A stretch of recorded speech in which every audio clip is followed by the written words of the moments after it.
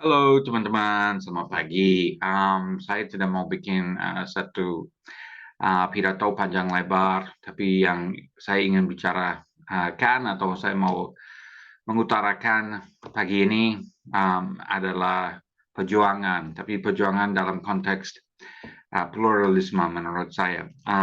Dan saya tidak pakai pidato bukan karena menyombongkan diri atau apa, tapi karena saya rasa lebih baiknya bicara langsung dari hati, bicara secara spontan. Um, saya boleh cerita sedikit tentang pengalaman saya di Indonesia, mulai dari saya datang ke Indonesia untuk pertama kali. Ketika itu saya di Padang, di SMA 3, saya baru berusia 17 menjelang 18 tahun sebenarnya. Dan saat itu ketika itu saya tidak tahu banyak tentang Indonesia ini, zamannya sebelum ada internet. Jadi saya juga untuk cari informasi susah. Tapi saya dapat satu nasihat dari guru di SMA saya di Amerika. Waktu itu saya tinggal di Amerika karena keluarga saya pindah ke sana saat saya umur 14 tahun. Dan ilmu yang saya dapat saat itu adalah atau saran yang saya dapat dari guru saya adalah bagaimana kamu ke Indonesia akan dapat pengalaman yang luar biasa. Indonesia adalah negara yang uh, uh, tidak ada satu negara seperti Indonesia, tidak ada masyarakat seperti Indonesia. Sebenarnya Indonesia adalah negara raksasa, tapi banyak orang Amerika tidak tahu tentang Indonesia dan budaya dan kekayaan budaya dan semacam itu. Jadi saya berangkat ke ke Padang karena saya dapat tempat di rumah orang Minang, dan satu hal yang saya dapat dari keluarga saya di Padang bahwa orang Indonesia adalah bagian dari orang Minang adalah bagian dari masyarakat Indonesia secara luas, bahwa orang Minang bukan yang dominan, mereka sangat bangga, mereka sangat peduli dengan budaya mereka sebagai orang Minang. Pasti saya dengar cerita kuno, saya juga um, lihat bagaimana mereka juga sangat apa namanya sangat uh, ini menunjung tinggi Islam dalam hidup mereka, adat juga penting, dan semuanya. Jadi di rumah saya bisa lihat itu. Tapi satu hal yang selalu mereka menggarisbawahi untuk saya adalah Indonesia adalah negara yang dari Sabang sampai Merauke, mampir di Padang juga, mampir di Lampung, mampir di Banten, dan terus lewat Bali juga, mampir lewat Bali ke Flores, kemana sampai ke Papua, atau zaman itu masih Irian. Nah, itu sudah berapa tahun yang lalu? Itu sudah 40 tahun, hampir 40 tahun, 4 dekada.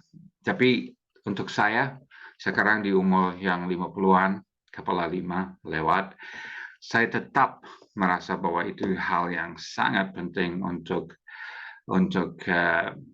kita kalau lihat Indonesia, bahwa Indonesia adalah negara yang beragam macam manusia, berbagai um, apa namanya, berbagai macam suku, etnis apa gitu. Dan itu yang saya selalu ingat dari ibu dan bapak angkat saya di Padang, bahwa Bruce, kalau kamu di Indonesia, di Padang sekarang, di Sumatera Barat, kamu belum tahu semuanya tentang Indonesia dan artinya Indonesia.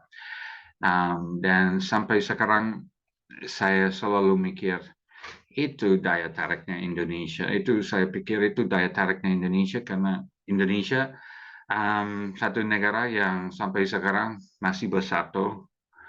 Bhinneka Tunggal Ika masih penting, masih ada. Dan karena itu saya setiap kali apa namanya, ketemu orang Indonesia, kenal sama orang Indonesia, saya selalu tanya, bagaimana, dari mana? karena saya ingin tahu mereka dari Fak-Fak, mereka dari Aceh, mereka dari Cirebon, kota yang saya sangat suka dari dulu. Jadi itu sebenarnya saya pikir kita harus, saya sebagai orang asing memperjuangkan bagaimana Indonesia sebenarnya, dan selalu melihat Indonesia sebagai negara, maaf, yang begitu indah untuk menerima siapa saja dalam masyarakat. Dan terakhir, salah satu hal yang bisa mempersatukan kita adalah bahasa Indonesia, dan itu alasan saya belajar bahasa Indonesia, karena kalau saya pergi dari Aceh ke Gorontalo, satu tempat yang saya begitu suka, sampai ke Sumbawa Besar, sampai ke mana, dari utara sampai selatan, dari barat sampai timur, bahasa Indonesia jadi bagian dari komunikasi kita, begitu penting. Jadi begitulah. Maaf kalau ada salah kata, tapi itu yang saya mau sampaikan ke semua. Dan ya begitulah, Indonesia bersatu, Indonesia Bhinneka Tunggal Ika, indah buat saya. Terima kasih banyak. Thank you.